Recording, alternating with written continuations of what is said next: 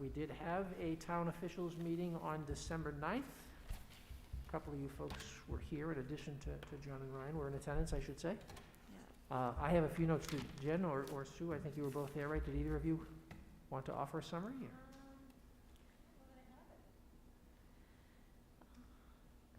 Well, I can start. Let me start and you can fill in what holes there are.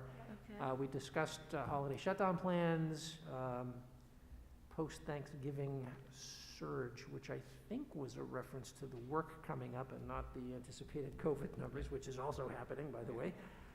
A budget process kicking off in the towns, a slightly rosier view of the revenue sharing than was shared with us last time. It looks like it may be a little better than they thought, which is good news. The CRF money, of course, has been very helpful to all involved.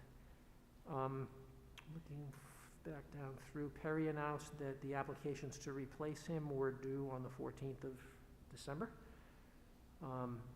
He spoke about a couple of petitions that had circulated in the town that have since, I'm told, cleared. They've now got the requisite signatures. And I think the town hall, or the town council took these up. Petitions around adult use growth facilities and adult use storefront facilities for marijuana. So we talked a little bit about those. I just think what else here. Dana thanked us once again for the use of the middle school for the election and how that went in terms of setup and cleanup. He mentioned a couple of dates, one in March and one in May, where the Elliott might request the use for evening meetings, and he said that they'd reach out to us as we get closer to that. I think that's pretty much what I have in my notes. Did either of you have anything else that I missed, or John? Only that Dana was very positive about the marijuana stuff in Elliott. Yep, okay. Around almost $100K in revenue to the town. Right. I think that's what I wrote. Maybe I was hallucinating. No, you're right. I promise I wasn't smoking I think the it. fees, I think they attached a pretty high ticket to the yearly license. They did. Yeah. In fact, I think the growers told him to Charge raise more. it, Yeah. to charge Yes, more. yes. And it's like $15,000 to get a license to have so he's has felt it's been positive for the town, because South Berwick is still in contention about it, it Yep. seems. Yeah. Yes. So, well, that was the only Okay, interesting. that was the only item on my report, in which case I'll turn it over to you, John, for the report of the superintendent. Great, and so we are going to try to join with Senator Mark Lawrence, State Representative Michelle Meyer, and State Representative Tiffany Roberts-Lovell virtually. I don't think they're here in person. I think everyone's here virtually. Not happening. Not there, David? Well, I'm going to pull up my iPhone for a second. Okay.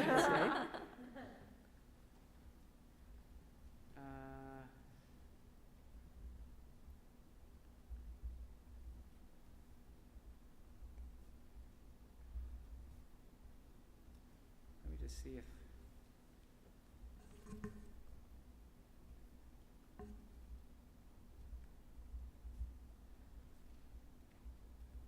Well, if you can give me 1 second, pardon my... Of course. Certainly. doing this. No rush.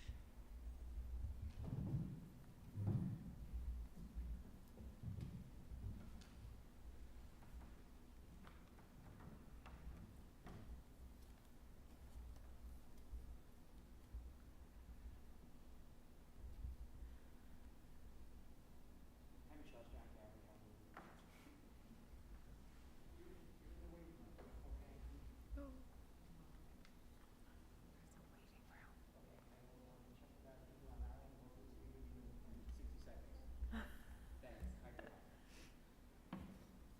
David, they're in the waiting room right now.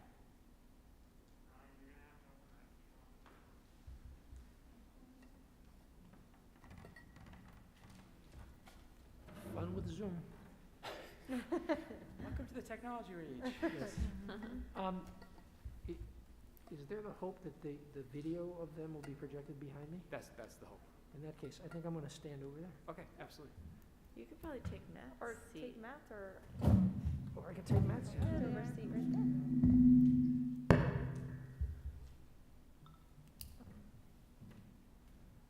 What are they seeing? Are they seeing us?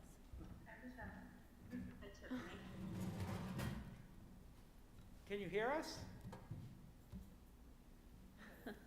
This is only the second time I've ever done Google Meet.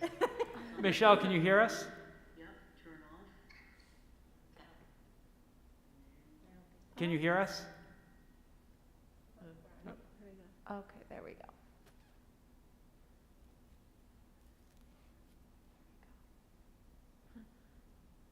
Can you hear us now?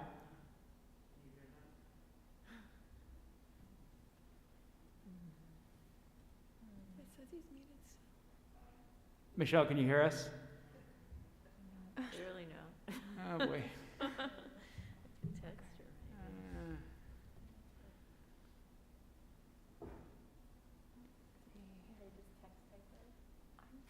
Hello? I feel like if I talk louder, they're going to hear us. Like, this Yeah, is, I this, know. isn't right. This is not working. That's quite hilarious.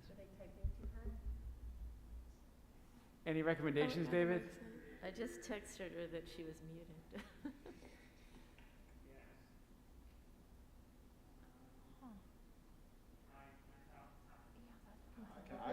Is the volume, did we check the volume? Can you hear me? Yes. Oh, gosh, that's an echo. That's progress. Okay.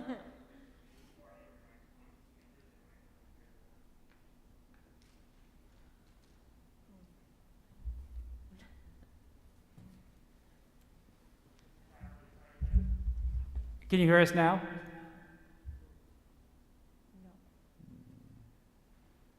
Are we muted? I feel like this is a commercial. It is a commercial. Is that us being muted at the bottom?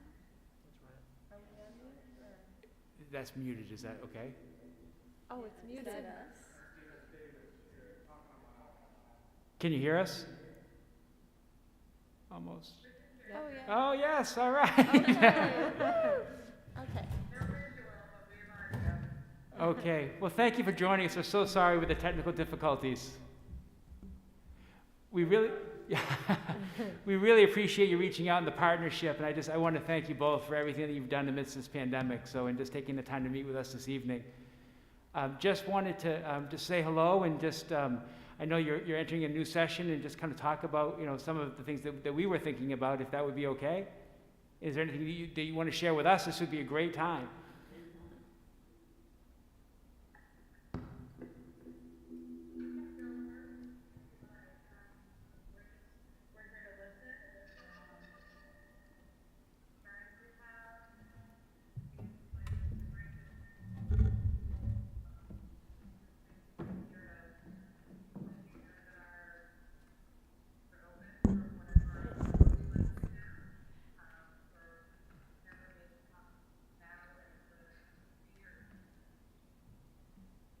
Perfect.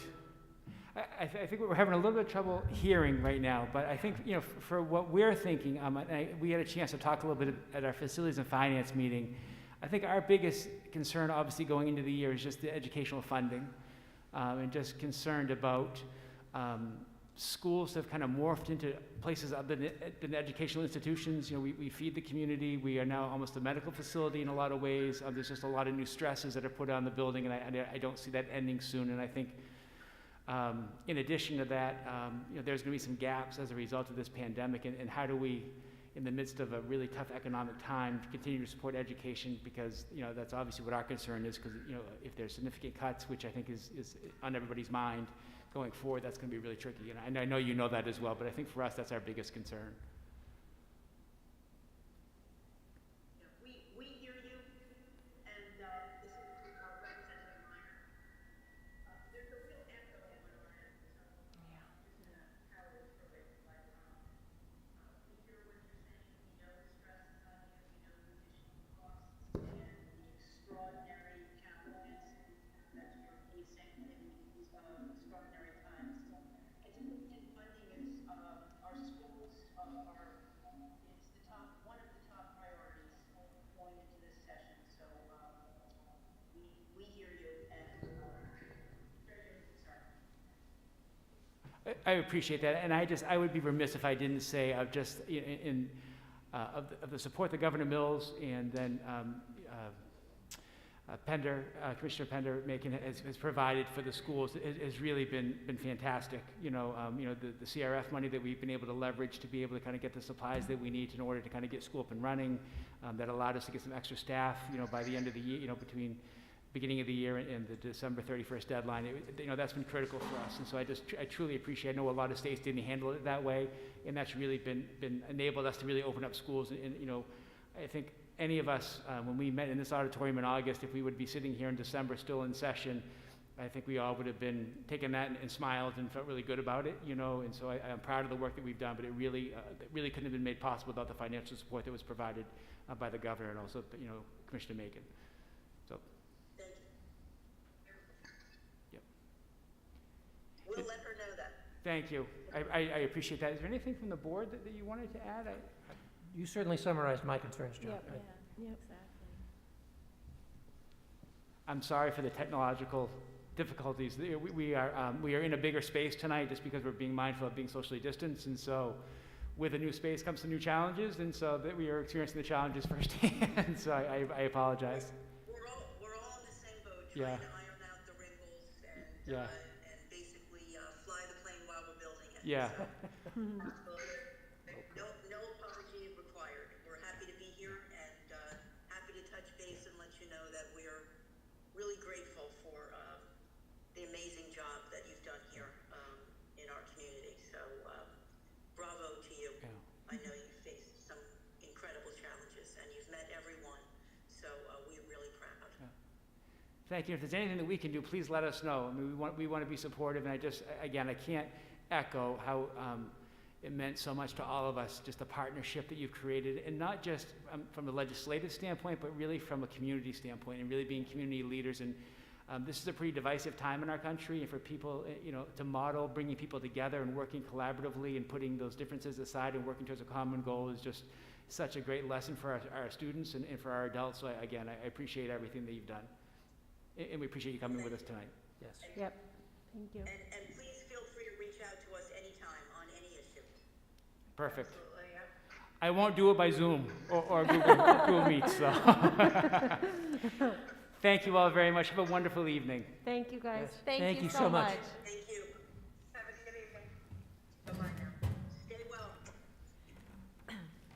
I just want to be 100% clear that David tried to put this together in about 2.5 hours because we moved. So this is 100% not a reflection of his incredible work. So this is more us moving around and me asking him to do something at the last minute just to try to create some more space in here. So please, David, I appreciate everything that you did. That was great. That was Yes.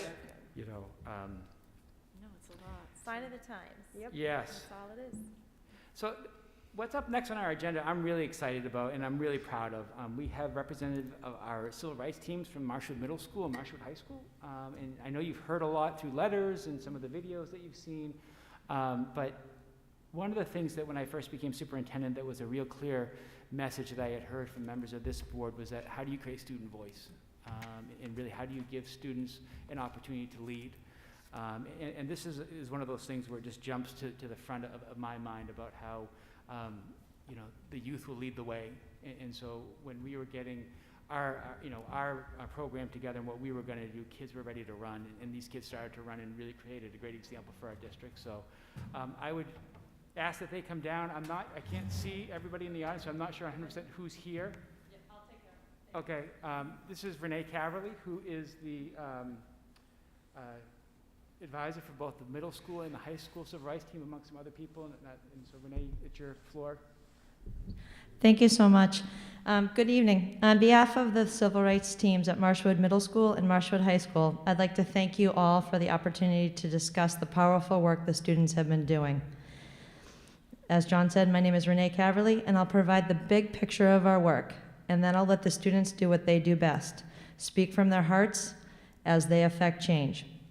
In 2017, Nicole Nelson, Katie Sanzone, and I started at the middle school as the civil rights team advisors. We started with a very small group, many who you will hear from in a few minutes. At that point, we got trained and agreed to let the students lead the way with the causes that were important to them. The passion the students had for civil rights issues was and continues to be astounding. We were very fortunate to add Kathy Butler as an advisor this year. The middle school civil rights team now has 40 members, and the presence of the team is seen and felt in the hallways and classrooms at MMS. This fall, we began a formal civil rights team at Marshwood High School. Mike Samaki, Oceana Brandon, Andrea Groff, and I are the advisors for this group. The students have not wasted any time having meaningful conversations and setting forth a thought-out plan for change. At both schools, the mission of the civil rights team is to create welcoming schools for all, to have a safe place for students to discuss their feelings and experiences as it pertains to the 6 protected categories, to educate the school about the 6 protected categories, and to help create advocates for change. In addition to the 2 civil rights teams, you'll hear from both levels about their experience with a smaller group of students who have met with their counterparts in Tuskegee, Alabama. This work is a continuation of the South Berwick-Tuskegee Sister City project. In the days after the George Floyd incident, I knew that we needed a venue to create discussion and to do our part to help our students' voices be heard. We had a lot of hurting people in our community. The children needed an opportunity to express what was in their hearts. Both groups have learned a great deal from one another. It is my hope that at some point we will be able to branch out and have more groups form connections between the 2 districts. First, you will see 3 videos from Marshwood Middle School students, Lucinda Cox, Sophia St. Cyr, and Sophia Bowe. Grace Hilton is here to share her experiences in person. Following the middle school presentations, Eva Therian, Stella Cox, Sabrina Williams, Vivian Burnham, and Lauren Cruz and Annabelle Taff will share their presentation. I know you will have hope for the future after you hear from these incredible students. Grace, if you want to come down to the microphone and just get ready after the kids' videos. I just want to say that if you need something that's good for your heart and your soul tonight, this might be it. This will be it. So, Yeah. We're ready when you are, Dave. It's so important to have a civil rights team, especially at the middle school, because a lot of students and even teachers haven't been exposed to or informed about some of the issues and information we talk about. And it's very important to inform people in our community about that, because by doing so, we're creating a more peaceful and welcoming one. And I think in my age group especially, kids are still trying to find out who they are and make sense of the world. So that's another reason why I think it's really important.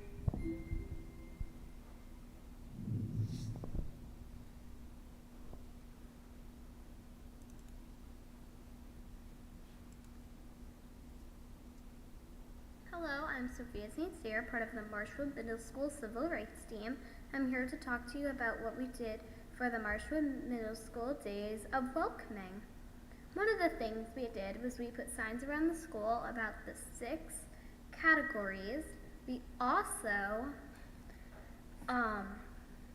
some of them had quotes, some of them had photos, some of them had stuff about causes that were important to us, and some of the ones I really enjoy are the ones that say hello in different languages to show that everyone, no matter where you come from, is welcome in our school district. We also did a slideshow for the remote kids so that they could also take part in our days of welcoming, as they are welcome too. We also made a video to help teachers about what equality means to us. And we put time into all of our days of welcoming just to show that no matter who you are, what you stand for, you are welcome, and we will never turn you down in our school district.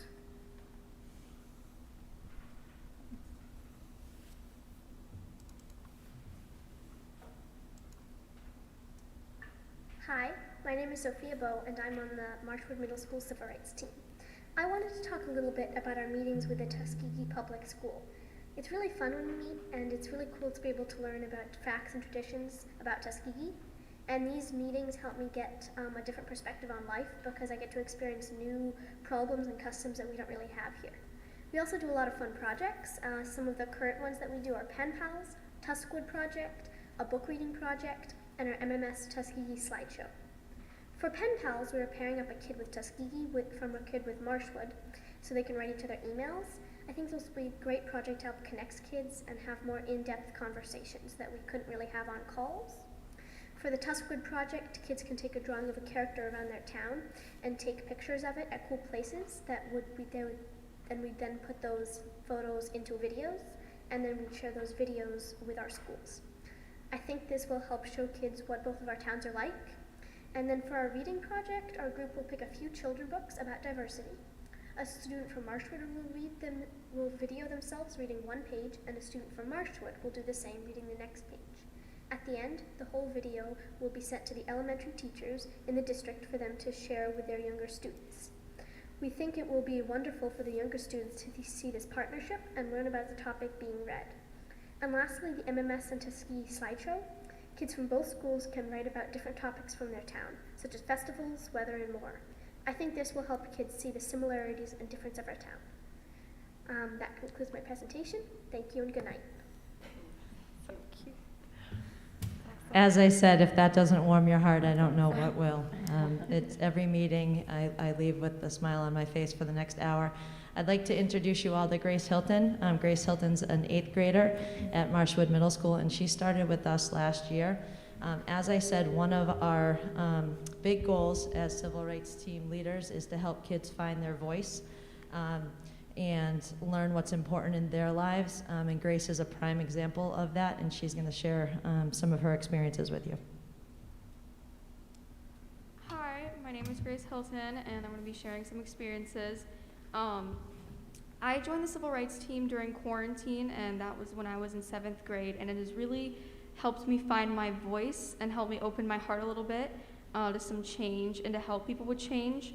I really love to help people, and it just makes me feel so good that I know that every meeting we are getting one step closer to whatever goal that we are going to reach. And mostly what we're going to be doing is, right now I'm going to talk about the future of the Marshwood Middle School Civil Rights Team, and we would like to do a lot with Tuskegee, Alabama, and talk to younger children in our district about diversity. We would like to do some school-sponsored fundraising events, especially like the Day of Welcoming. We do that. Also, we talk about a lot of, I'm sorry. You're doing great. You're doing great. Yep, I think that's great, if that's good. And I think we talked about maybe getting even more members to come at some point, and maybe some fundraising for causes that are important to our school, right? Grace also wanted to answer any questions. If you had any questions about the middle school civil rights team at all, we would take questions before we turn it over to the high school group. Yeah, go ahead. Hi, my name is Heather Holland, and I have a question in regards to how you recruit members in the middle school and how often. We kind of advertise a little bit, especially with all the projects that we do. We show that around our school, so they kind of hear about it a lot, and they kind of see it a lot, like especially up in the hallways with the posters and with everybody talking about it right now. So sometimes that really kind of persuades kids to get into it a little bit. Excellent. Thank you. Thank you. I have a question. Can you tell us a little bit about what the 6 protected categories are? I don't want to interrupt and put you on the spot right now, but that will be part of our high school presentation. Perfect, thank yes, you. Yes, thank you so much. And Grace, you're welcome. I did want to say, Grace, thank you so much for being part of the videos that we shared with the district on November 3rd. Yeah. Your voice was phenomenal in that, and I know that's not easy, and I'm just so proud of you to be able to do that and be able to find your voice, but also by doing that, helping our entire district. So thank you so much for doing that. Thank you so much. Thank you. Thank you, Grace. Yes, thank you. Thank Super you. proud. Are there any other questions for the middle school? And now, as I so often do, I am just going to go sit down and let you listen to the high school kids, because they could be ambassadors for a lot of things in this world. So I get to sit down and enjoy the show just along with all the rest of you. Thank you. I think Michelle Myers and Tiffany Roberts are both happy they're not on right now, because these are going to be the future people they'll be running against. There's no question in my mind after watching these videos. So they will be future politicians, no question, advocates.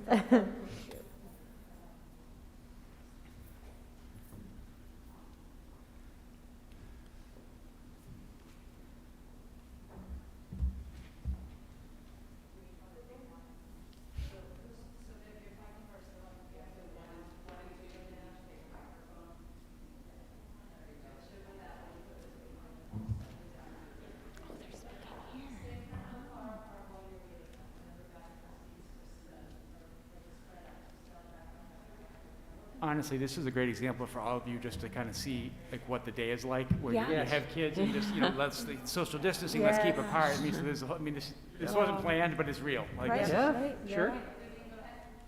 Hello, thank you for having us today. My name is Vivian Burnham. I'm a senior here at Marshwood High School, and my pronouns are she and her. I will be talking to you today about the 6 protected groups, also known as categories, as outlined by the Maine Attorney General's Office for the Civil Rights Teams. The 6 protected groups in Maine are race and skin color, national origin and ancestry, religion, disabilities, gender identity, including expression, and sexual orientation. The groups are protected under a law or policy. Some of the groups are protected under the Civil Rights Act of 1964 or under the Americans with Disabilities Act. However, states can extend further protection to groups not covered by law. Maine's anti-discrimination law is the Maine Human Rights Act and extends further protection under gender identity and sexual orientation. Protection for some of these groups can be from racial discrimination in the form of slurs, gender misidentification, including not referring to people by their preferred name, lack of gender nonspecific facilities like bathrooms, and lack of demonstrated respect for the wide scope of sexual orientations. It is important to remember that while states can extend protections further than federal laws, they cannot give fewer protections. It is our duty not only as students of the school, but as world citizens to help dispense of harmful attitudes and actions and create an environment best conducive to happiness and success. In order for students to thrive in the world, school needs to not only be a safe place, but also educate on the 6 protected groups. Since school is the first stopgap where attitudes and life skills can be developed before they are solidified. Good job. Excellent. Thank you, Vivian. Thank you. Thank you.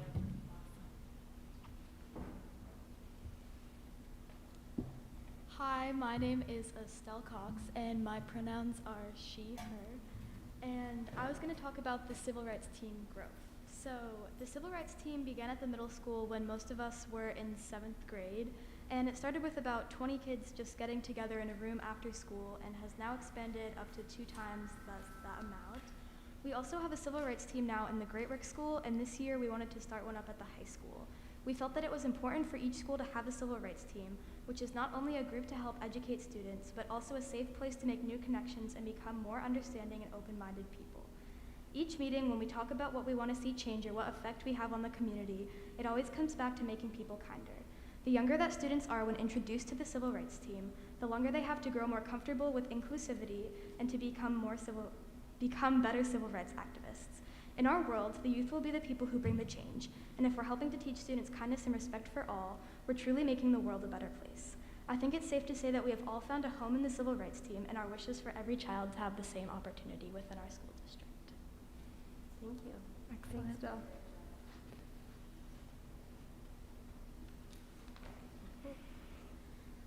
Hi, I'm Sabrina Williams. My pronouns are she, her, and this is what we've been doing with the civil rights team so far. As a group, we've been actively trying to come up with ideas and solutions to not only make our community better, but also make our school feel like a safe and more inclusive place for kids under different minority groups, whether that be your religious beliefs, a disability, your sexual orientation, your race and skin color, your gender, or your nationality. We are all a part of these categories in some way. We must support and respect and protect each other, no matter who you are or where you fall under these categories. We want you to have the best school experiences possible, and that starts with having outward respect towards others. We are also trying to make change by starting conversations with our family, our friends, and other people within our community. This group and our mission is very important to us, and we are willing to put in the work to make change happen. Great, thank you. Hi, my name's Eva Therian, and my pronouns are she, her, and I'm going to talk to you about what we've done with our Tuskegee project. After noticing how the lack of representation of minorities has affected people in our community, over the summer, Sabrina, Annabelle, Lauren, Stella, and I started meeting with a youth group led by Guy Trammell located in Tuskegee, Alabama. Whoa. As you may know, Tuskegee is our sister city, and Mr. Trammell has come to visit Maine and speak with us students a few times. It was interesting to speak with the students there since they had so many different experiences than us. Tuskegee is a predominantly black community, with 97.4% of their community being mostly African American. This is a startling difference to Maine, whose population is 94% white. We realized how important it was to have these conversations that exposed us to diversity and how the partnership was helpful to both schools, so we decided to open the group up to other high school students. While this was happening, we paired up with social work student Melanie Hester, who helped bring us more people from Tuskegee to talk to. These discussions were extremely informative because we got to hear how our experiences vary, are similar, and heard firsthand from minorities how current events were affecting them. We covered a range of topics such as police brutality, the Black Lives Matter movement, and the concept of what racism itself really means. Because we live in an area without much racial diversity, we need to be actively finding ways to expose ourselves to diversity, and I believe our Tuskegee project was a way that we accomplished this. And then I have a clip right here from one of our meetings. It's an example that racism, specifically systemic racism in schools, isn't just a state issue, but a nationwide and worldwide issue.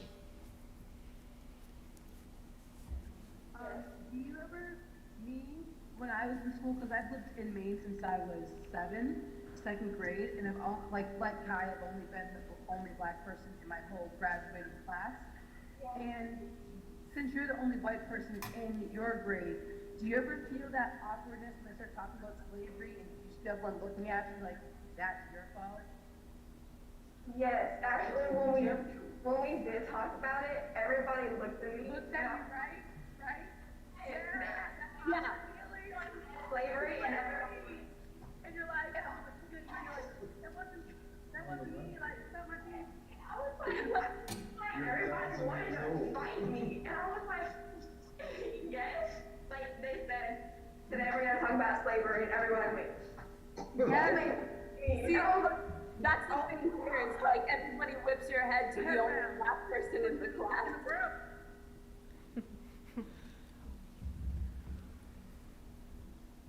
Hi, I'm Annabelle. My pronouns are she, her, and I'm talking about the importance of the Civil Rights Team and the Tuskegee Project and how they go hand in hand.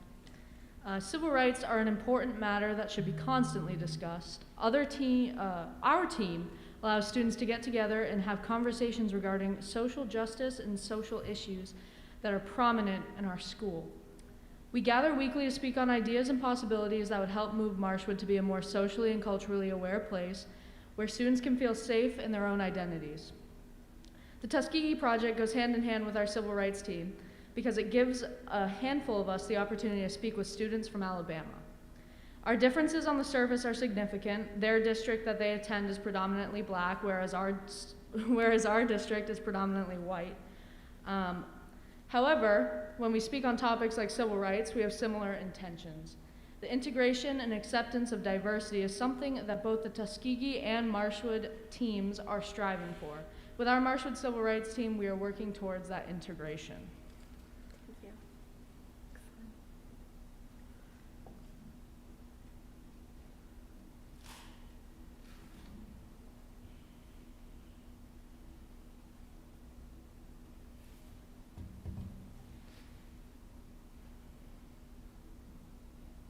Hi everyone, my name is Lauren Cruz and my pronouns are she, her. And I will be talking about what we want to achieve. Everything we have done and are currently doing is for a specific reason, to reach our central goals. One of our goals, as of right now, is to educate and broaden the minds of our peers and our teachers about the 6 protected groups or categories and why they are protected. That goal falls under the umbrella of trying to create an overall safe and inclusive environment for the students of Marshwood High School and all schools associated with Marshwood. The effect we hope to have is creating a culturally aware people that are kind and helpful to everyone. Our end goal is to prepare students for the real world and send kind, accepting, and aware people out into society to make change. Whether it be as big as creating new laws or starting movements, or simply making someone's day a little brighter, we hope to create a ripple effect of positive change. Thank you for listening. Thank you. Thank you, guys. Thank you. Another thing that I think many of you know on the school committee, but the public may not know, is this group that spoke today also had a large part of the teacher development workshop on 11/3. On November 3rd, they made videos so that we could show our teaching staff, and they spoke directly to the teachers in extremely eloquent ways about diversity, equity, and inclusion. So I think the kids you see here probably have about maybe over 100 hours in the last 3 or 4 months in educating our staff, reaching out to kids in our school district, helping the community. They met with adults in South Berwick maybe 3 weeks ago, the Sister City Project, and they are just unflappable. When I asked them to come and meet with you tonight, it was like I was just asking them to go check the mail. They are so passionate about this that they are just a wealth of all knowledge of civil rights. I defer to them many times about the correct words to use, and they really have embraced this work so well. They're available for any questions about the high school level civil rights team if you have any questions. Not so much a question as an observation. I want to thank all of you for what you're doing. As I think back over the course of this past week and thinking about watching the footage earlier this week of Proud Boys ripping Black Lives Matter signs off of churches in Washington, D.C. and burning them, and how that made me feel, this is very much an antidote to that, and it gives me great hope. I just want to thank you again, all of you, for that. Thank you. And lastly, just to summarize, unless you have any other questions of the high school students, I'd just like to take you back. Some comments I made earlier is that we are trying to create a safe place for students to take risks, to feel comfortable, to normalize conversations, and to be brave, because a lot of this work takes bravery. It's not easy work. I would like to ask you all to think back to when you were in 7th grade. And when you watch this video that I'm about to show, I just want you to think of yourself in 7th grade, and if you would have the bravery that this young lady had this summer following a very difficult time in our nation. Olivia Churchill was on a call with Tuskegee. She had something in her heart that she needed to say. She didn't know exactly the right words. She hasn't studied this a lot. This is brand new to her. She took a deep breath and she tried, and what you're about to see is one of the most brave things I've ever seen a student do.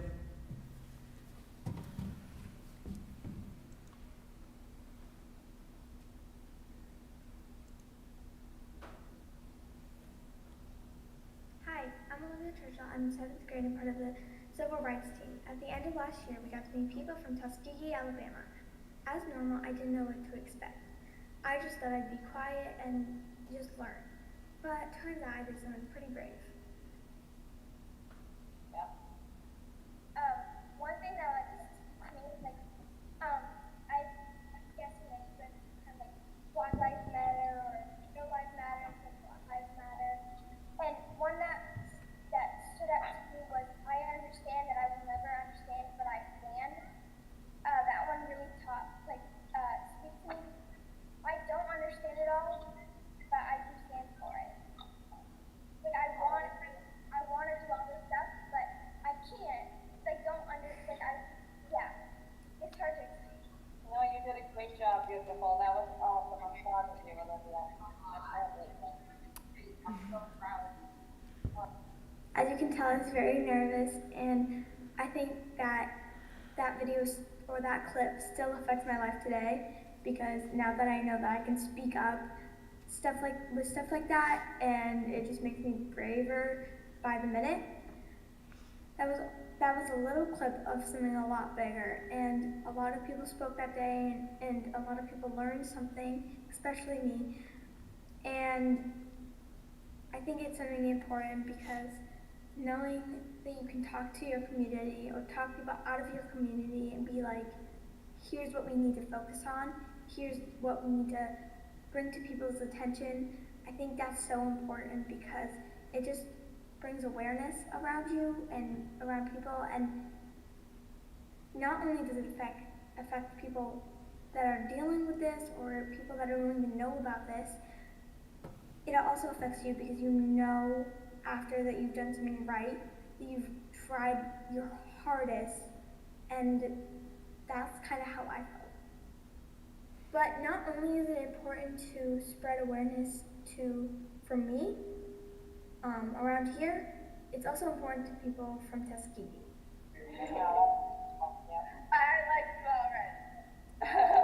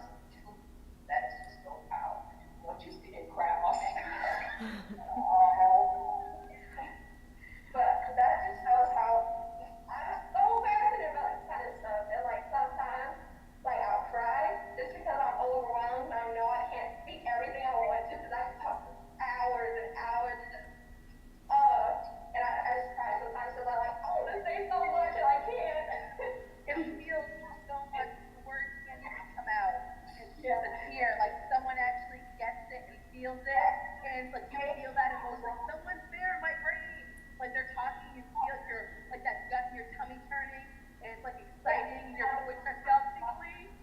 Yeah. And like maybe if I cry, they'll see, I'm like they'll see like the words coming out of my eye, like, you see what I mean? Honestly, if you talk for hours, I would listen. I feel like you have so much to say.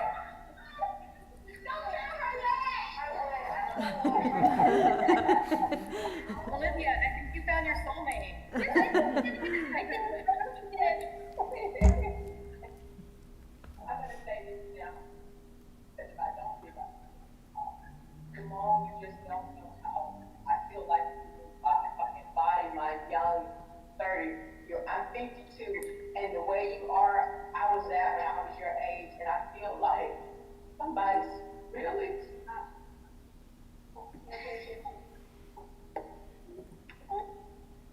Oh, it's okay. You're doing so good. Keep going. Keep it on.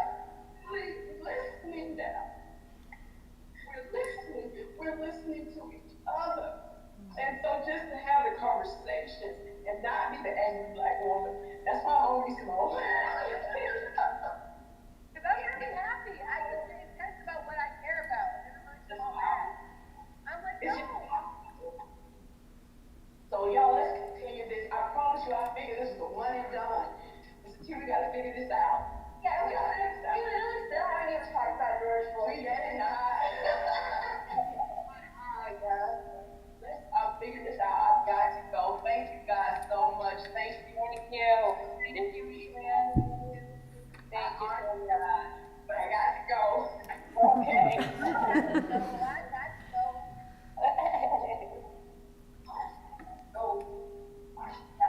Now you can really see how meaningful it is for so many people, not only here, but in Tuskegee and many more places. I don't think there's anything more that needs to be said. Thank you so much for having us here this evening. And at any point, if there's any projects you would like us to get involved with, as you can see, we have some pretty incredible students ready for this work. So thank you all very much. Thank you. Thank you, guys. Thank you. Can I make a request? Would it be possible for us to get a link to that video on Drive so that we could listen to it in our own earphones? I think Yes, I'd I probably know. have Yes, I missed a bit of absolutely. it, but Yes, I sure will. awesome. Thank you. Yes, thank Renee, you. thank you so much for your leadership with these groups and giving these kids a real, tangible way to take some action. So thank you so much. It's my pleasure. I told you it was heartwarming.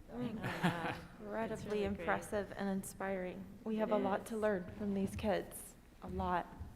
I don't know if you remember, I mentioned kind of in August about some of the work that the Civil Rights team was doing. That was the video that was burned into my brain of just this little girl taking a chance and really building those bridges and having these conversations and everybody benefiting. So just a great moment, certainly, and just proud of both schools to be able to start this. We do have 4 advisors at the high school right now. The first 2 years it did not really go anywhere, and so we really wanted to make sure we got it off the ground. So we brought some of the people from the middle school up to the high school to kind of get that involved, and kind of pulled in the kids that were involved in the initial group at the middle school to kind of get the high school underway. And then once that's underway next year, we'll go back to the regular 2 advisors, but just to kind of understand the formatting of where we're at. So I just want to appreciate Rob.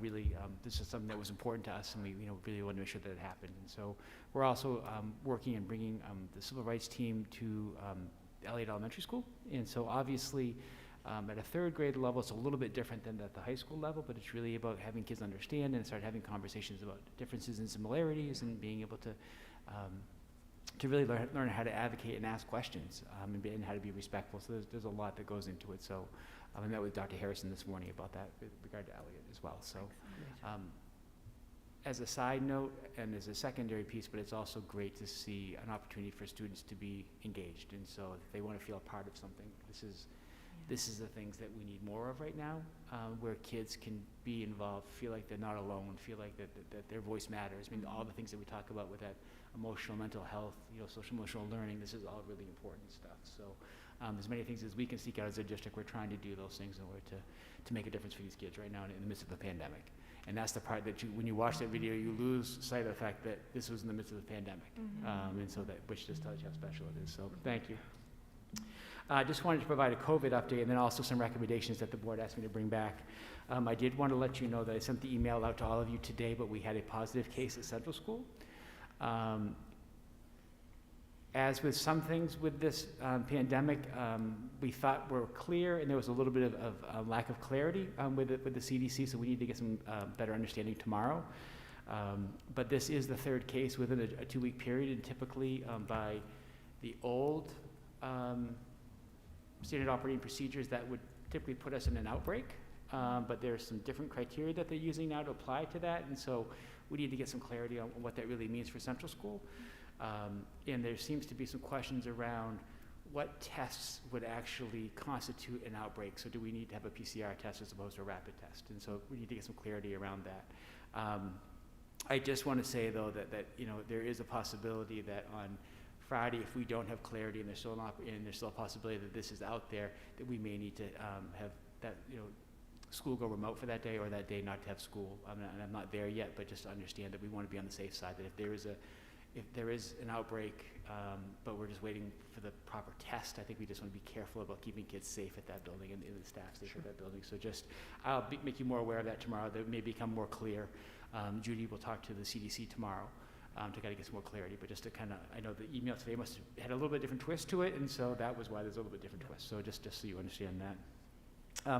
I did want to talk a little bit about, before I kind of get into some of the concerns we brought up at the last meeting, is that some of the things that we're experiencing with the pandemic are kind of like that secondary level that you don't necessarily think about. And I mentioned it during the Facilities and Finance Committee work that we were doing, but one of the things that we're learning very quickly is that managing students to learn remotely, we can handle that. Our system can handle that. It might look different, it might be clunky, but I think there's a transition that we can make. What we are learning that we can't handle, particularly for the in-person population, is that when we have staff that are close contacts and can't be in the building, we are limited in what we can do. And so we have the kind of the cohorting that we're trying to do to keep everybody safe and be able to minimize if there is a contact. But at the same time, we don't have infinite number of staff members that we can just put someone in. If something happens at Marshwood High School with 4 or 5 staff members, we have two full-time subs, which is what we could afford to do. So we kind of have 2 people in the bullpen, so to speak, but if there's more than 2 people out, it starts to become a juggling match. So we've had administrators across all buildings in supervising classes and doing whatever we can do to kind of keep the ball in the air, so to speak. And so that's one of the issues that I think we want to be careful and just be mindful of, that there may come a point where we may have to say at some point, we can't be in person because of a staffing issue. And that's happened to a number of different districts. Sure. I hope it never comes to that point, but I just don't want any of you to be surprised. I just want you to understand, here are the facts, here are the things, and I'm not trying to be doom and gloom, but I just think it's important that you kind of hear this from me, that this is one of the struggles that we're having right now. Bus drivers is another issue. As you know, it's hard enough to find bus drivers, and then if you take into account the typical surgeries, colds, life events that happen, and then you add onto it, 2 or 3 people have to quarantine, it becomes kind of a more difficult thing. And so the first thing that would happen is that all of our spares are on the road. So that's easy. So we do have some cushion there. But when that cushion is gone, all of a sudden, we might be able to get kids to school, but it might be to school later. And so just there's some variables that we're going to have to control and really prioritize on how we do things. And so, and it's hard because there's the one thing that I have learned, and I think will forever have changed me, is that everything that we do with this pandemic, there's a polar opposite side. And so like our management of a pandemic has an effect on people in a polar different way. And so the example I always think of is that there are some people who think we want to go remote at Marshwood High School tomorrow. They would say, if you did that, they would say, great, thank you very much, wonderful. But that same conversation with an elementary school parent is a polar opposite conversation. And so we have to, what's the balance between that? And so everything that we do, it's almost the law of physics, right? There's an appropriate and opposite reaction, or equal and opposite reaction. And so that's the balancing act that we're trying to achieve right now, which is tricky as numbers continue to escalate. So I put some things down. And this is really kind of my ramblings in my head, and then I put it down on a piece of paper, and I will go over it with you. But this is just kind of some notes, and I have these for you just as notes, just so you can kind of see where my thought was as I kind of put this together. So let me pass those out for you. Thank you. Thank you. Thank you. Thanks. Thank you. Thank you. So I met with the district-wide reopening committee, and so that was the committee that we did the work in August to create the plan that we're in currently. And remember, there's a district-wide committee, and then we branch off into bigger committees in each one of the buildings. Frankly, that was a tough meeting. That was a tough meeting because I think there was a push within that meeting of people feeling like that Marshwood High School should be remote, and feeling like that was, at what point is the system not sustainable? And so there's some issues there that we've got to get our heads around a little bit, and so we're going to be doing some work on that. So Rob and I have met, and I think to summarize, I think with that school, we've created this opportunity where teachers are teaching in person and remote at the same time. So they're synchronously, they're teaching in person, but they also have students online at the same time, which I think is great in a lot of ways. I was concerned because I don't know if that's sustainable. And so now what's happening is that we have kind of a trickle out of kids, where originally classes had 10 kids, now they might have 3, maybe they have 4. They might have 2 this week, or they might, so the numbers are changing. So as a staff member, that's really difficult because you don't necessarily know as you prepare who's going to be in front of me, who's going to be remote. Like, it's just different provisioning that you have to do as a staff member. And I think the other thing is that we were so worried about trying to find a way to keep the remote students engaged that I think we created a system where we've got to find a way to get our in-person students engaged as well. And I think some of the feedback that we're getting is that, Sydney obviously can tell you this as well, but I think there's some feedback that kids who are in person isn't what they thought it was going to be. It's not like it was a year ago. And so it is a different environment. And so for us, it's really talking about that next step is how do we evolve and build connections. And so I'm really thankful for the conversation. But again, where do you find the middle ground? And that's the big picture, because I think, as I said back in March, if you put yourself at the center of the circle and then look at the pandemic, we're always going to struggle. If we try to think about the bigger picture, then I think we're going to be okay. And so it was a wonderful conversation, and our group, every person in that room is passionate, is a team player, and we had some tough conversations, and it worked, and we were able to work through it. My question for them is what would be the point where we would say, look, we can't, in a good faith, keep schools open amidst this pandemic. It has affected our schools so much that we need to do something different. And so I came up with 3 options. And and forgive me, but this is the way I think. I've got to kind of get my 2 bookends in place, and then I've got to find out what works best. So I think option 1, and first of all, the statement of the problem is what are we trying to solve? And so the issue that we're trying to solve is an evolving pandemic where numbers are escalating. Where do we find a balance that works for our community, works for our staff, works for our students, and keeps people safe? Like, that's the big idea, right? We're trying to do all those things at one time. But sometimes those things are in conflict. Yep. So I think option 1 for us, and I'll give you my recommendation at the end. Option 1 would be that we could move fully to a fully remote environment with some buildings or all buildings. And I think there's pros and cons to that. I think, really what Dan Rose said to us is I really want it to be, I want to put the cards on the table so all of you can see, like, there's some good things about, all these ideas is good things, and there's also bad ideas about it. There's just consequences for those things. And so some of the pros that, basically the COVID-19 would not be spreading in our schools because we wouldn't have people in our schools. Like, that's the big idea with the pandemic part. Obviously, it doesn't follow the CDC current guidelines, which basically say that being at school is safer than being in the general public when they look at it statistically. And that may evolve, but that's what the data is telling us right now. It would kind of eliminate the bouncing back and forth that may happen. As we get into this, kids may be out for 2 weeks and back in for 2 weeks, and out for 2 weeks and back in for 2 weeks. That would eliminate that. It would impact in my mind, and this would be a decision the board can make, but it could impact extracurricular activities for kids.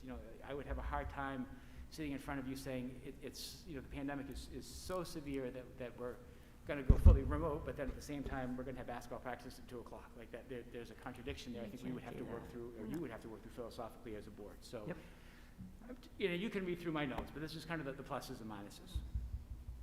Option 2 is we can continue the current CDC recommendations. So option 1 is that everybody goes remote. Option 2 is kind of let's stick with what we're doing. And basically what we're doing now is that we're handling it building by building. So if a building has, I'm going to go back to the old rules because that was very clear to me, and so it's evolved a little bit. But if a building has 3 cases in a 2-week period with 3 non-related family members, then it would be an outbreak, and we would typically close the school for a period of time. Like that period of time changes a little bit depending on the timing of everything, but let's just say it's 2 weeks, just to keep things simple.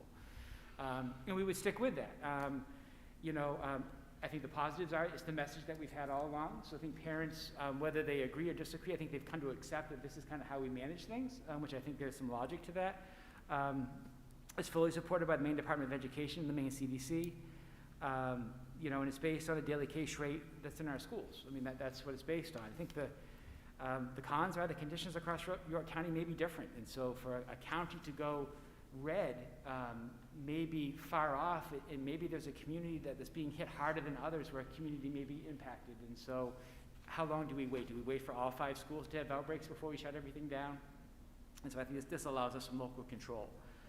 Again, I think one of the cons would be that it creates a situation where teachers may need to bounce back and forth. So it's that bounce back and forth thing, and so to be fair to staff, I think, as I've said to you before, that I had said when we did our memorandum of understanding is that we would give staff time when we went fully remote. Like we would try to be able to manage that, because it does change things when you have to go to a fully remote environment. Now, obviously at the high school it's a little bit easier, but it is still a different level of changing, or at the elementary school it's drastically different. You're stopping the bus in a lot of ways and starting up again. So those are some pros and cons. So that leaves me, so those are my 2 bookends. And so then that leaves me is what makes the most sense to me. And we talked about this with our group, and our staff was fantastic about this. I think it's hard to, I don't think we can draw a clear line and say, this is the answer. I think we've got to have some flexibility, but I do think there's some common sense logic that we can use. And so my recommendation would be that we would kind of go with option 3. And there's this caveat in the SOP that basically says if an outbreak is considered to happen at a school, all of the students involved in that are considered close contacts. So in theory, now we don't treat it the same way that we necessarily treat an outbreak in a classroom, but they call it close contacts. So when Marchwood High School went out with the outbreak, technically those students were considered close contacts, and that's why we were closing the building. And so I would recommend that when we have the majority of the district, and that could either be by population or it could be by number of buildings, that is the point where we would say we need to stop until the outbreaks are subsided in the buildings. Now, the reason that I feel like you have to have some flexibility is this. I think I would have a hard time that if we had, let's say we had a outbreak at Marshwood High School and we had an outbreak at Marshwood Great Work School. Numbers-wise, that's probably half the district, let's just say, in theory. I would have a hard time closing down Central and Elliott Elementary School if they don't have any cases at all. Like that would be difficult for me to justify that. Yeah. So I think we would want to look at the cases across the district. So I think that would be one reason why we would want to look at that. Now, if we had cases in all of our buildings and we had outbreaks, I think that's a different conversation. But I just think we want to be mindful of that. The other thing is I think we need to start to look at the capacity of our local hospitals. As this pandemic gets bigger, our hospital and medical systems are getting stressed more and more. And so I know all of you got the correspondence from our nurses, but basically said that York Hospital has kind of closed down 2 of their satellite offices and consolidated back to the main hospital as they kind of prepare to deal with the pandemic. And so as York Hospital, Wentworth Douglas Hospital, Portsmouth Hospital start to be stressed to the max, I think we have to be very careful. There's another layer of caution that we need to take as we understand, because that safety net starts to be removed as it starts to get stretched more and more and more. And then, obviously, as I said, the buildings, looking at the building levels, with that. So I think that with that, there's pluses and minuses. I think it's different than what we've told parents before, so that's going to be a change. Anytime there's a change, that could be hard for people to get around. I do think there's logic to it, which I think is defendable. I think it's reasonable. You know, we could still use the CDC and state guidelines, but we're just adding another layer of protection on top of that. And I think from Jump Street, we have said that our goal is to keep people safe first and foremost. And so I think that coincides with that philosophy, even though this might be a change in our operating procedures. You know, and it may further, the negative is it could further exacerbate the bouncing back and forth. I mean, that's the reality that could be a bigger issue. Now, I don't know what's going to happen with the state as these numbers, I think today was over 500 new cases. Yeah. You know, so that those numbers are starting to escalate. And so I don't know what the plan looks like as far as, you know, as I said to you, what does the red look like? You know, are we going to go there as a county? I'm not sure. You know, and it's not right or wrong, it's a fact that, you know, as these numbers continue to escalate, you know, Cumberland County is still in the green. You know, and so I just think that's interesting to me, you know, because on one message is, this is where we're at. I understand we're safer in schools, but we're still in the green in some places, whereas York County, we're in the yellow. And so, like, there is some differences. So I'm not sure about where the red looks like on the county level or the statewide level. Yeah. And so that makes me nervous. That probably is the most unsettling part to me, because the last thing I want to do is I want to have people learning remotely 100%. That is not my goal at all, but I do think that if safety is our #1 priority, and we're starting to get feedback that our district is having some struggles for whatever reason, because eventually, statistically, I mean, I'm not a healthcare professional. Jen, if you disagree, please tell me, but as the numbers get bigger outside of schools, those kids have to go home sometime, you know, and so there's going to be an effect eventually. Well, the reality is, if we tested everybody in schools, we would see more likely cases, what we're seeing in the community. Of course. Yeah. So it's really just what we're seeing. It's not that the schools are immune. It's schools are likely the vector. Yeah. So I think that's just people are wearing their PPE, they're sanitizing, they're following all these things right. that Following are the rules. clearly, they're not happening outside of school. So that's why I think it's considered safer for kids to be in school. Yeah. Absolutely. And that's what would concern me about being too soon and shutting them down. Absolutely. And Because so it that's why raises the community spirit. that would be, that's where my mind goes, and I'd love to open it up to all of you. And look, if we said, you know what, John, we want to stick with what we're doing right now and see how it goes for the next month, then I 100% support that. I would struggle, and I had not heard this from the board, but if you know, I would just want to think a little bit deeper if the answer were to come out that we would want to go fully remote for the district. That would be, I think, a different conversation. That's your decision to make, but I think we would want to think about that and really lay out kind of the consequences and probably get some parental feedback before we did that. And I know that's not being talked about right now, but I just you know, I need to have for myself. I need to have the bookends of what that looks like. So, questions or comments? So the thing I like the most about this option 3 is that it takes account of what you refer to as the hyperlocal conditions. You're looking at what's happening in our communities in the district. And as a general rule, I think we've done a little better than the county as a whole. That could flip any day, right? But knowing what's happening in the communities where our families live, I think, is important. And being able to react to those circumstances faster than having to wait for the state to make what could be a very painful decision at the state level. Yeah, I think this is an improvement on what we currently have. I would agree. I feel like something unforeseen for me, I think at the high school level, and I feel like sort of the high school is its own thing, because like you said, the remote option is a little easier, a little more seamless at the high school level. And I think what's tricky at the high school level is that you can be in the lunchroom, one of 20 students in the lunchroom, and end up a close contact of somebody who's literally sitting over there, but because you're in the lunchroom, you're a close contact. And so at the high school level, having to quarantine for 2 weeks from life, not just from school, is, I think, a stressor. Absolutely. When this might be an opportunity to be working or to be doing other things in life. So I think high school students, maybe the appeal to go remote for them is that it's a bummer if you sat in the lunchroom with somebody, different than if you're in elementary school and there's 16 kids in your class and that's pretty much your only exposure. And so I think just having to then quarantine, different than if the building shuts down and you can still go about your life. But if you're actual close contact and now you need to sit at home for 2 weeks, that is really impactful.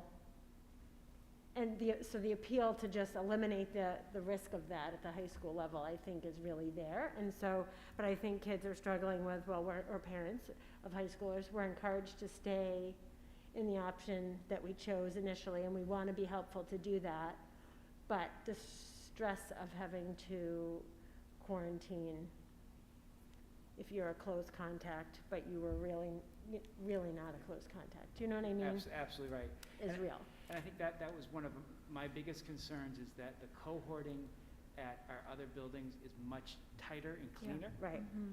And so if we were to have an outbreak at an elementary school, then you're talking maybe 2 or 3 staff, and not that it's impactful for anybody, don't misunderstand what I'm saying, but we're talking about a class maybe of 9 or 10 students and 2 or 3 maybe adults, whereas if we have a single case at the high school, you could be talking about upwards of 60 people. Right. Yeah. And so that is tricky, I think, and this is the part I love about the group that I had the opportunity to work with, is just they're just so open and honest, because I think there is a valid argument to say, if we were fully in person, I think we can deliver a better education to everybody. I think none of us would disagree with that. Right, of course. And if we were fully remote, there's a feeling, could we do a better job of doing that? And so, like, right now, we're kind of in the middle. And so I think that's real, and I think we can work on that. And I'm not advocating one way or the other, but I think that's a don't you love educators that say, like, they're at the center of their decision making, they want kids to learn? I mean, if you're in a climate with that's what we want. Right. That's the big idea. Of course. And so, and that's where I think we're really fortunate. And we have there's no doubt that whichever one, they would thrive. They'd be amazingly successful, and our students would learn better. I mean, for me, that's my biggest concern, right there, what you just said.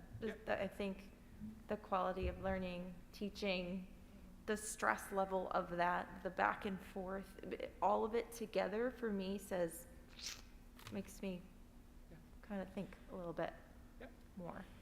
John, can I ask a question about, you're saying that I thought originally, and I know this is how it is at Aiden's college, that to be defined as a close contact, you have to be within 6 feet for more than 15 minutes or so. Now, if you're in the cafeteria and you're way on the other side of the room, how are you defined as a close contact? In the cafeteria, you're allowed to do the radius because the room is so big, but if they were in a classroom, they consider the whole classroom close contacts now. And so even if your desk was in the front and someone else had the desk in the back that was 20 feet away, they would still be considered close contacts by the CDC regulations. So that's added another layer to things, but and it's also 15 minutes cumulative over a 24-hour period, which is a little bit of a change from what it was originally. Right. I wasn't clear on how they were, because it didn't make sense to me that if someone was in a big room and never was within that, how would they be defined that way? Absolutely correct. Yep. Yes, Hannah. I'm a strong supporter of option number 3, and I also just, wanted to just mention, because I think we really need to just be aware and cognizant of children with special needs, that and also the kids that are going to the Sanford program.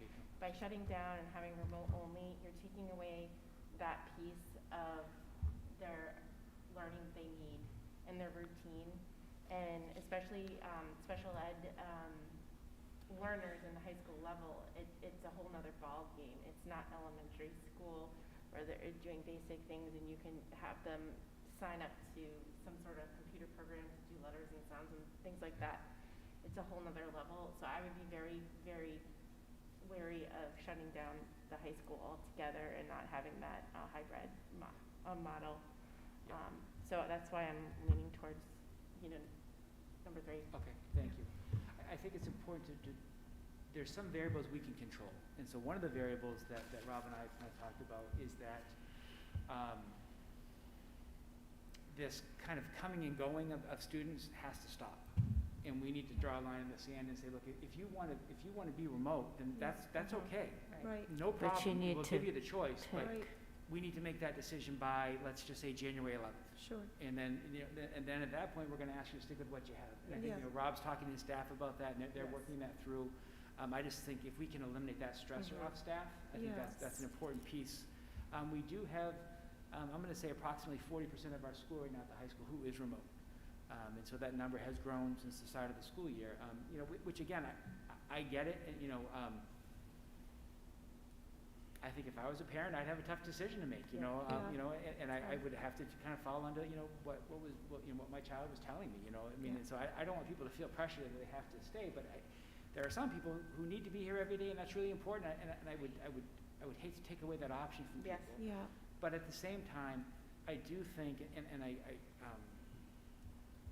think this is a conversation for down the road, but I do think at some point, I'm really concerned about teacher burnout.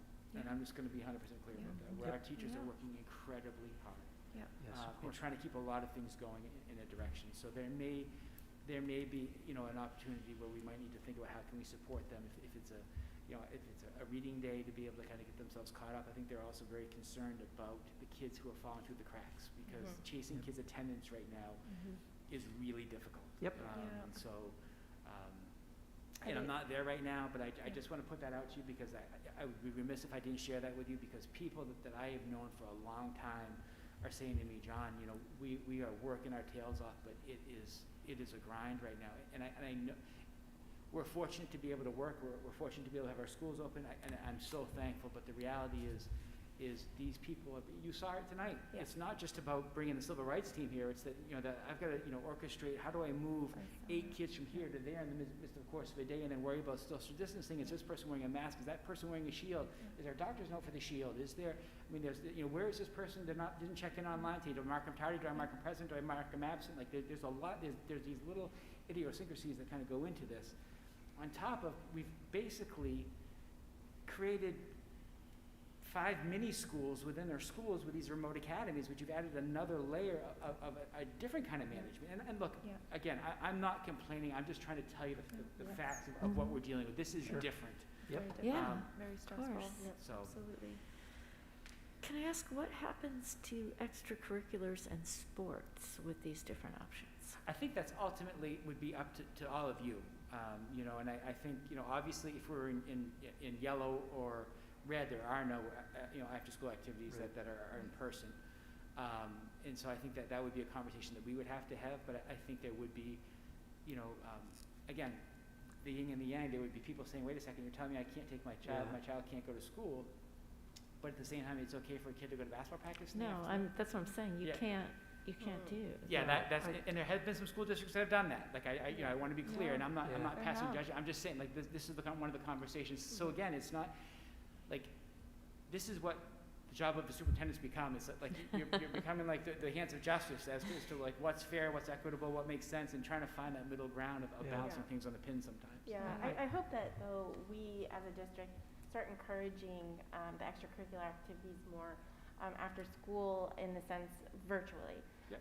Some coaches are really creative on how they implement plans and get kids moving and interacting, and we have the technology and the tools to do that, and I think we really need to start encouraging it. And if it's a matter of still providing those coaches with their coaches' stipends, I 100% agree with that. Yeah. We should just hand out those stipends and have them encourage them to plan out activities virtually or with other technologies, because I see my own children benefit from that. Absolutely. And I would just hope that we do more of it, because there's lots of options out there. Yep.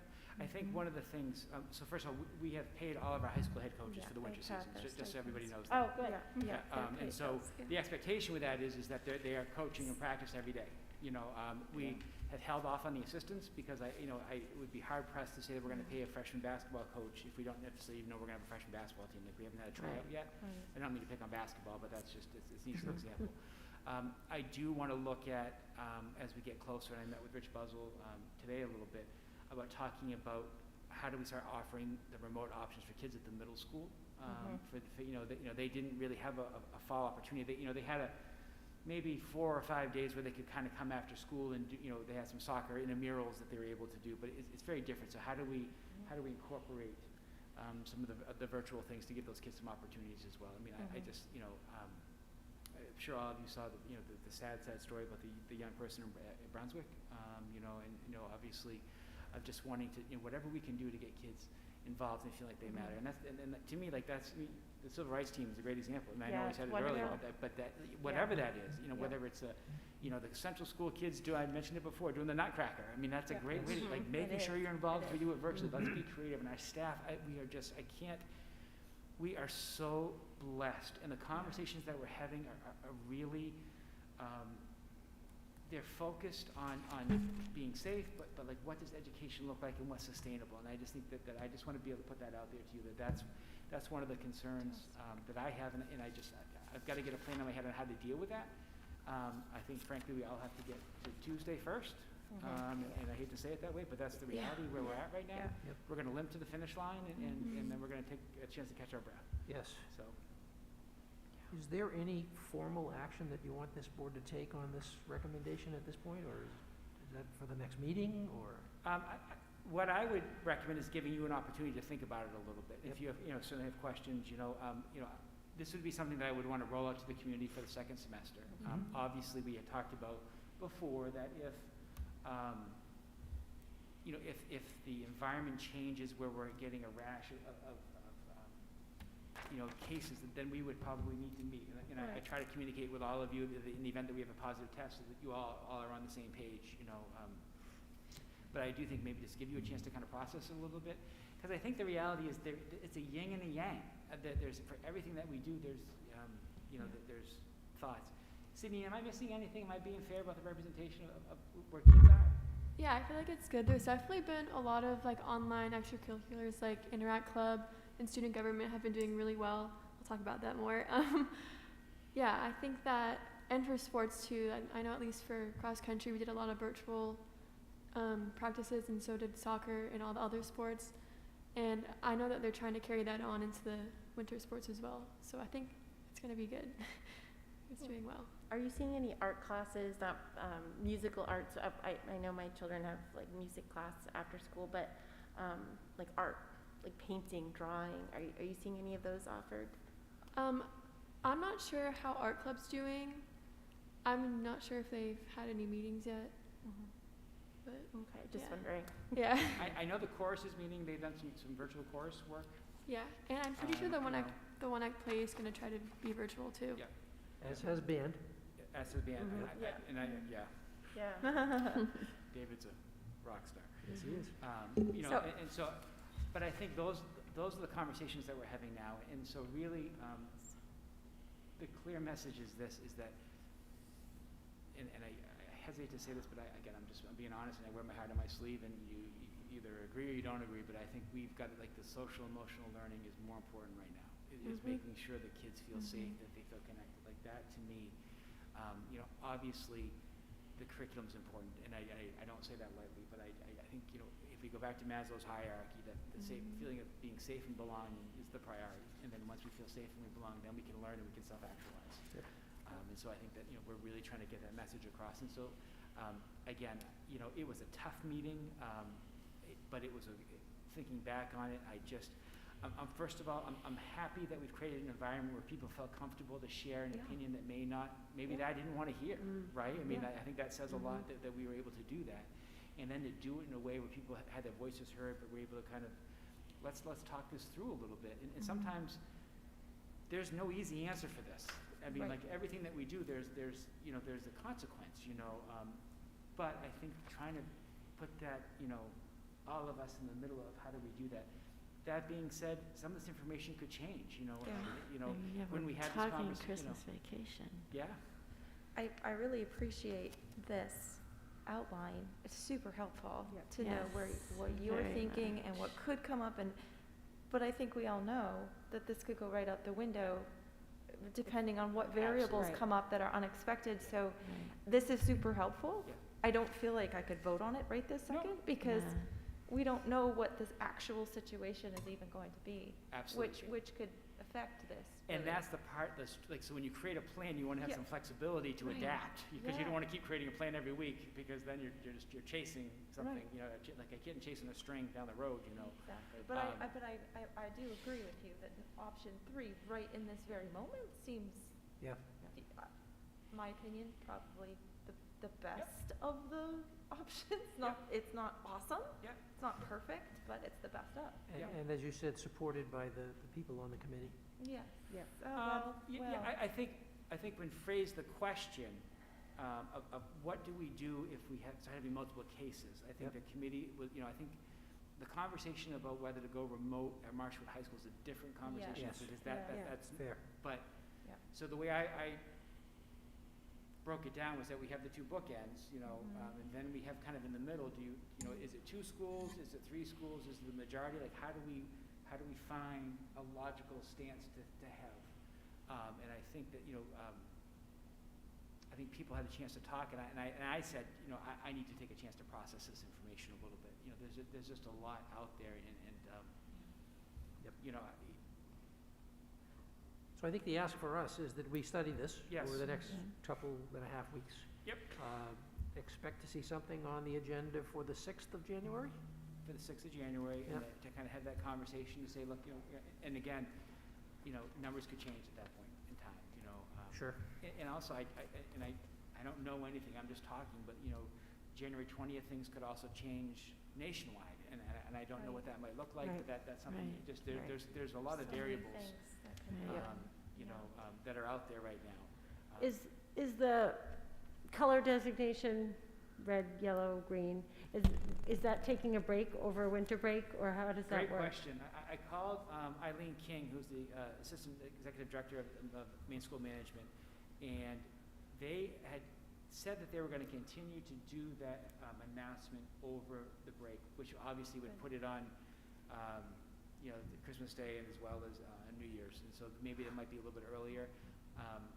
She was just stressing, as a voice of the schools, to say, like, it's important that we continue that, because you have kids who are waiting to be actively engaged. And I'm not crazy enough to think that we're going to be in green when we start seeing 500 cases, but I just think that there's a degree of hope. And what would happen is, if things did drastically change and they didn't change the designation until January 6th, there might be time lost if things did happen to improve, you know. And so the other factor that we've got to just be mindful of is what does the vaccine look like as this starts to roll out for staff, and you know, and so it sounds like, from what I've been able to glean, is that you know, teachers seem to be in that second phase, and so that may not be until March or April. I don't know, but I just think that's something that there's going to be something that we're probably going to have some discussions about how do we manage this.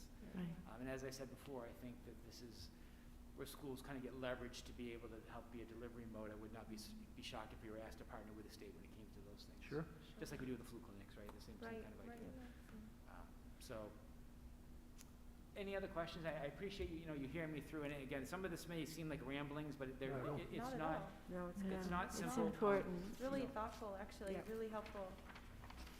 You know, and when I say what I recommend, please understand, like, you know, that's where I was as I thought this through over the last 2 weeks. You know, but I also, I want to be respectful of the fact that there's other options that we could have, and things could evolve. Right. But if you had to ask me today where I am at, you know, and Ryan and I spoke, and he said, John, do you want to put down a recommendation? And I said, I felt like when we left the last board meeting, you had asked me to give you a recommendation, so I don't want to. I've never been the type of person who wants to drop a ball and say, oh, your turn, I'm out of here. Like, you guys decide. I want you to know kind of where I'm at, and please, there's no personal offense if you feel differently. That's totally, that's part of this process, so. Sure. Yeah. Thank you. Yep. Thank you. And then, Sydney, do you want to share your student report? Yeah, okay. It's not a lot today, but student government has doing very well considering the circumstances. We sent out a Google form to all the students, inviting them to join all of our virtual meetings, and that created a huge turnout. It was great. We've actually had more students than like in previous in-person years with the virtual meetings. So that's a good result of that. So we had a lot of good ideas about improving the school environment. It's overall been a really great start, and we're really excited to see where it's going to go. Interact Club is now holding its first remote community service opportunity, having to be really creative. So they're going to be writing letters to the residents at local nursing homes for the holidays, so that's good. GSA presented their rainbow slideshow to the advisories to show support for the LGBTQ community, and they also had a lot of participants in that too, which was a great turnout. And also advisories are just overall improving with their activities and just connections within the communities. So for example, today my advisory had Marshwood trivia and there were prizes, so it was really good to just see everyone happy and just having fun together. Yeah, that's it. Awesome. That's awesome. Thank you. Just the last thing I wanted to add is that I am going to ask the principals to do a 2-minute video of just kind of taking their iPhones and just walking around, just to so they can see what each other's schools look like, because I think one of the things that I think we're missing is kind of what does it look like at other schools, and I think that helps us kind of keep our ideas, like what should things look like, and might be some different things that we can share and have that conversation. So when we get back, that's one of the things that we're going to do. I mean, the 5 buildings are drastically different, and frankly, I don't know, short of the masks, I don't think Central School or LA Elementary School, you'll see a huge difference between what it looked like last year and the year before. I mean, obviously recess looks different, but I think the core is very similar. And so I just think I think it's good to see that. I think it's good to kind of keep in mind, like, why are we doing this? The kids being happy, to walk in today and talk in one of the classrooms and one of our first year teachers is having a conversation and saying, like, what do you like to do on snow days? And having those engaging conversations and say, I like to have snowball fights, and I like to sit next to the fire and read a book because I don't like to shovel, or whatever it might be, But I just think that building connection part is just so important. And just to see that, I think this reminds us all, like, hey, this is the big idea here. So anyway, thank you.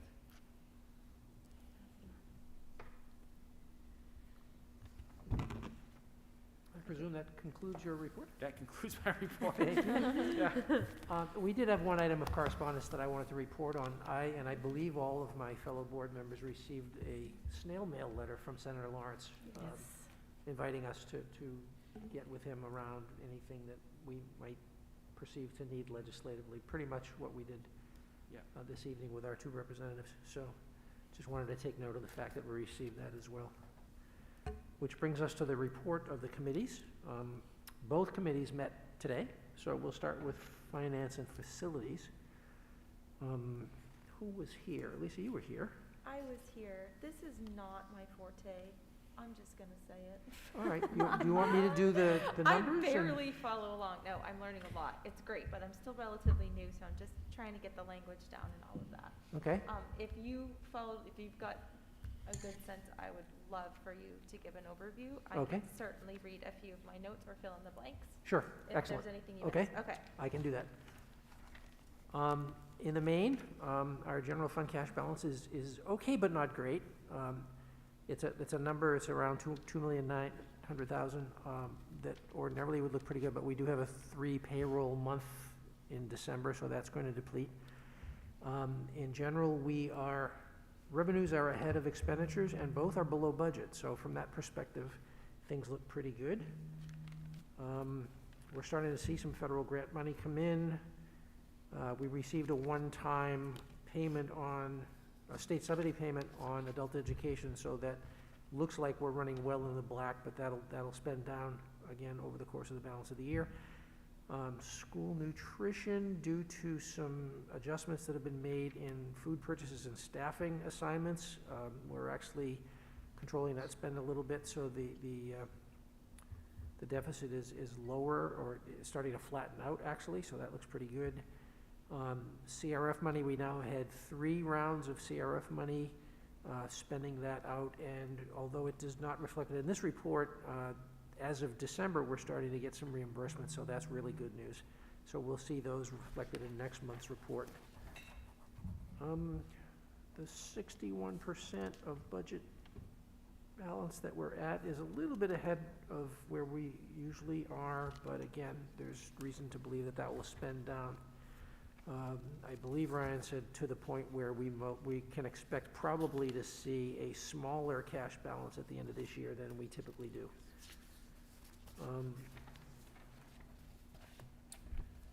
We talked about that, a little bit of federal grant money coming in. Yeah, I think that's pretty much the summary on the numbers. Yeah, I think you already said it. I mean, the big thing that jumped out to me is that the CRF money is done. It's gone. So that was like, oh, right, that's right. And we have expenses, new expenses that we didn't have before that are not going to be covered by CRF money. So it's just a reality that will be coming out of local funds. Yeah, and so it's some examples of like how do we pay for those things? And so obviously we budget money every year for field trips. Probably not going to a lot of field trips this year. Right. In general. So like there's some money that we save there. Money for We the People, those types those things all start to add up. Some of the new positions we reallocated to kind of get through the year, and we went over that in August. But that's how we were able to do these things. There's some savings in athletics because athletic transportation was down, supplies were down, officials were down. So those are all small pockets of money that we're using to be able to leverage to be able to pay for these.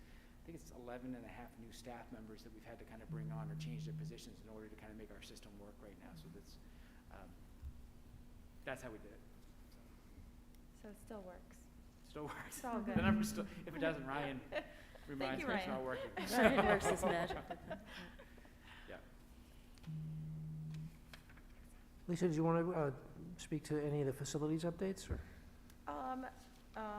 Well, we had 2 new buses, and we just got the other 2 of the 4. That was kind of a big thing that stood out to me, so that's very exciting. Let's see. What do you got, Joe? My notes are everywhere here. Well, we talked about the deep cleaning that results from Yes. building level outbreaks and how that is just yet another stressor on both finances and staff. Yep. The brownout at Marshwood Great Works School and that whole.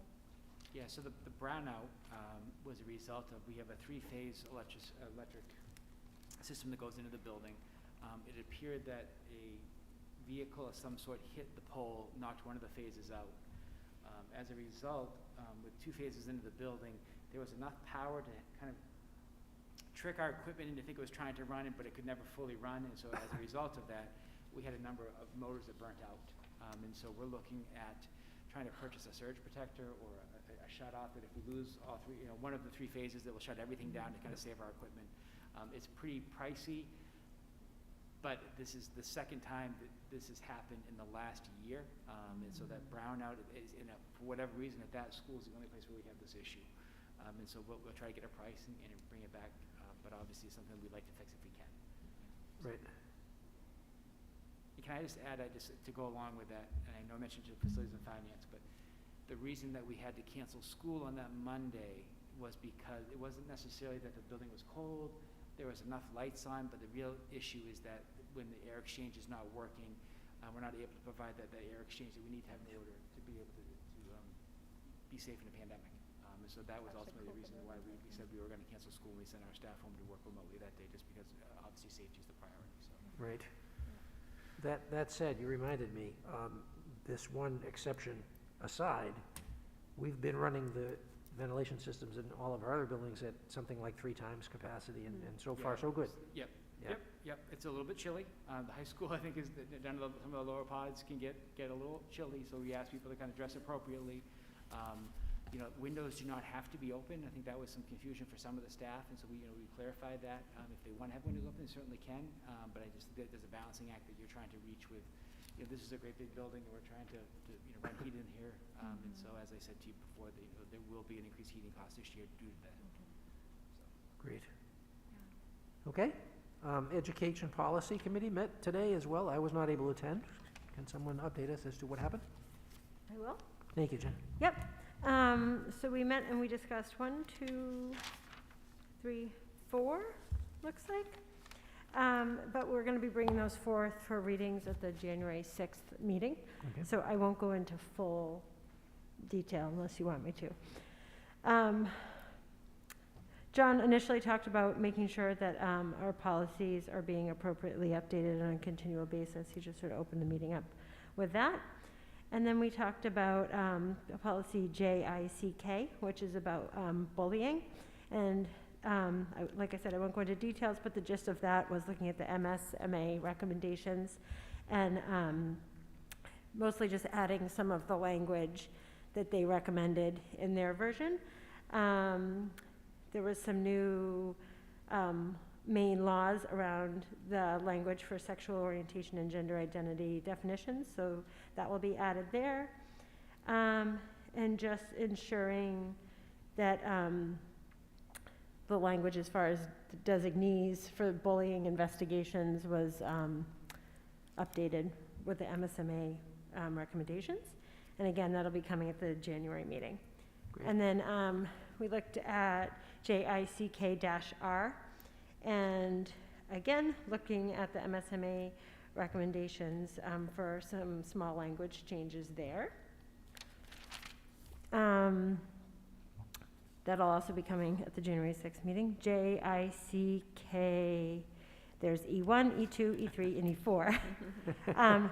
1 through 3 are staying the same, but E4 will have a small change, and we'll talk about that again in January. And then ECAD and ECADR is about the security camera system and the procedure for that. And that will be coming for a first reading with those changes, which we'll go into more detail then as well. Great. Thank you. Yeah. That's great. Okay. Well done. I was excited to see, though, that when the kids did their presentation, they had the language updated with the law, which was great. So Yeah. Yeah, that is. our policy is behind the kids' language. Yeah. So That's awesome. We'll Like have I that said, fixed. they're way ahead of us. Yeah. We'll have that fixed. As it should be. They're leading us into the future. Yes. That's awesome. Yeah. Okay. We have no new business to conduct You tonight. don't see that often. I can't remember the last time. Where is Paul Stanley when you need him to be able to say that, you know? I know. Rob, thank you for bringing your kids in. Is there anything else you wanted to tell us about, or? Quickly, if I can stray a bit from the pandemic being the entry point and just emphasize what we saw with the civil rights team through the lens of, I don't know if I can still claim the new guy card, but it felt like there was a few months and then stuff happened. But I guess the best way I want to say this is our vision going forward for Marshwood, you pretty much saw tonight, and by that I mean those teams shouldn't be a one-off. They shouldn't be a vacuum where a few interested students get to experience. If we do our job right, they should be an extension of what happens in the classroom. So students' entire experience, they should be able to say to themselves, now what? Now where do I put this energy and enthusiasm, et cetera? And these groups should be an extension. I hope that makes sense. It should be an extension of the whole entire experience. I'm asked a lot, you know, what's the most important stuff? What's the most important things in education, or what are your cornerstones? And I've just settled on two really important words. I think it's relationships and authenticity. So the relationships are teacher-student, student-student. The relationships are the relationship you have to something you're passionate about. And then the hook is the authenticity. So if students see they're being valued for who they are, and the relationship is healthy, and then the carrot is it's an authentic experience where there's application, it's not stand and deliver and that type of approach. So I just want to, you know, I'll get off the soapbox, but you know, I just wanted to take that moment to stray from the pandemic a little bit and get back to what we were heading for before all this and where we'll go once it's over. And I just feel like that was a perfect time for those folks, those students to come in, because it is about student agency, it is about relationships, it is about authenticity. But I promise you, that won't be a one-off. Yeah. It will be an extension of the entire student experience, and if we're doing our jobs right, we won't be able to keep up with those type of teams, because the students are going to say, now what? You know, the class is over? No, I got to do something with this energy. I have to do something with this enthusiasm. I have to do something to authenticate my learning. So I want to say thank you for everything that you do, and hope everyone gets a chance over the holiday break to relax a little bit. But that was my holiday gift right there, and I just didn't want to miss an opportunity to hijack it a little bit for the commentary of that's where we really want to go as a school, and, you know, a lot of it's through John's leadership, and so thank you very much, and I hope you have a great holiday. Rob, can I just put you on the spot? I just want to make sure, and I should have done it during my report, but was my summary of kind of where we are with the school plans, is that a fair assessment? The school plans relative to the The remote. 3 recommendations, I you know, I didn't even think to stop, and, I mean, you were a part of that Yes, meeting. yep, from the reopening committee meeting, Yep. what you just, right, and as I said, just again, quick, our goal was to have the students in front of us feel really connected, and the students who are remote not feel stray, and it has been a balancing act, so very quickly, our survey data, our eyeball check, our review of everything that's working and not going so well right now is going to result in there's some professional development for teachers. We're going to start a program when we come back from January through February, literally entitled Student Engagement Series. So how do we engage those two environments very, very well? Our psychological first aid, professional development will begin. We're going to fold it in. You'll see a little change of that Wednesday schedule, so we can serve a couple masters, some professional development, and some additional support. We're doing a lot of work with each class's class officers and our student government folks. So we're responding to everything that you just talked about up there, about trying to serve those two masters and where things are going. So I think we're in pretty good place of identifying and responding, and to that end, you know, we'll be working behind the scenes, but what John categorized as those 3 options, that third option is probably the one that we can support, especially second semester, when the students on site are going to feel like they're connected, and the remote students are not going to feel far away. But it is a balancing act. We did it because we didn't want to sacrifice the program of studies. We did it because there's a transcript at the end. We did it because we didn't want to say to students, sorry, because of the pandemic, you can't have X, Y, and Z.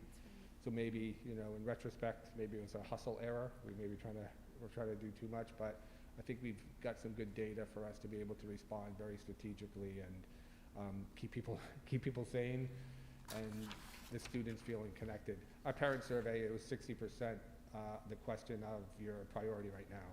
Social, emotional, academic, or physical.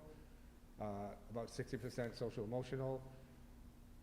It was probably, you know, maybe 25 or so % was academic, which I thought was fascinating. And then it might be a testament to the physical safety work we've done, because that was a distance third. But so I hope I answered your question, John. Yeah, no, it's great. And I think just sitting here, I think one of the things that we're going to work on second semester is just helping staff understand what does success look like. Yeah. Right. And I think that's kind of keeping the idea what this is different. You know, this is different. And so what does success look like? Because I think there's pressure that they put themselves under every day, and I think every time you know it's habits, and it's what you're taught, and it's what you're passionate about, and this is different. And so really working about, you know, what does that look like. So the last thing I just wanted to share, and I have it here, is the card that we sent on your behalf to staff members. That will go out, so I'll leave it up here, but we all have your photos in there. We didn't get a photo release, but you sent it to us, so I just want to make sure. But it's right here, so I'll leave it up here so you can take a peek at it. It came out awesome, I think. Yeah, it did. Nice. Good. Cute. That was fun. a great thought, Sue. Yeah, I think that was a great huge. idea. Yeah. Good job. Good I'm job. glad it Awesome. Thank you. worked out. I'll entertain a motion to adjourn. Oh, yes, I motion to adjourn. Thank you. I'll second. And seconded. All in favor? That is 5-0. Yes, thank you. We are adjourned. Awesome. Thank you. Thank you. Thank you all. you.